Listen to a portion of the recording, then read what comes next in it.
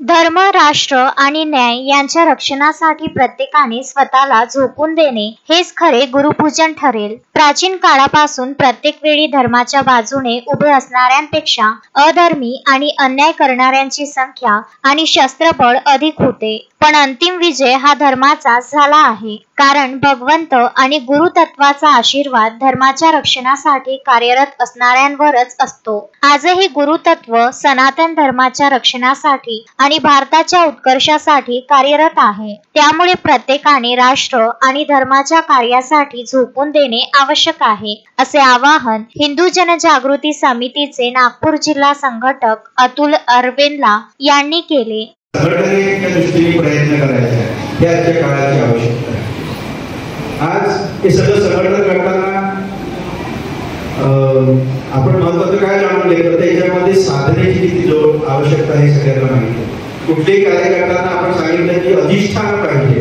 अधिष्ठान करताना कसं अधिष्ठान पाहिजे तर आपल्यामध्ये साधनेची जोड निर्माण करणं, साधनेला जोडून देणं आवश्यक आहे. साधना हा आपल्या राष्ट्रधर्माचा पाया आहे. साधनेमुळे काय होतं की कुठल्याही प्रसंगामध्ये आपण स्थिर राहू, त्या प्रसंगाला आपण सामोरे जाऊ शकतो.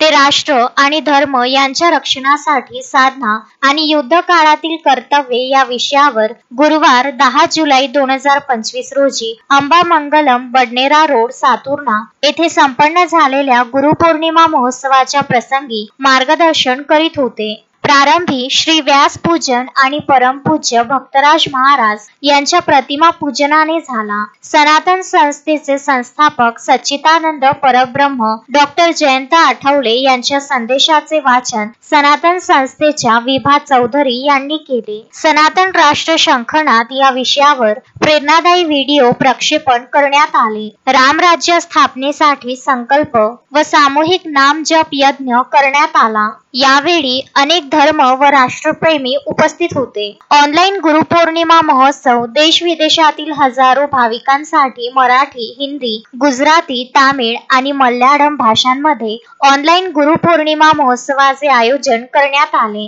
अनेक भाविकांनी याचा लाभ घेतला. यावेळी डॉक्टर सुरेश चिकटे, अनिता तिकिले, अनुप जयस्वाल, सतीश पाटील, ॲडव्होकेट राजेंद्र पांडे उपस्थित होते. Vidarbha news bureau, Amravati.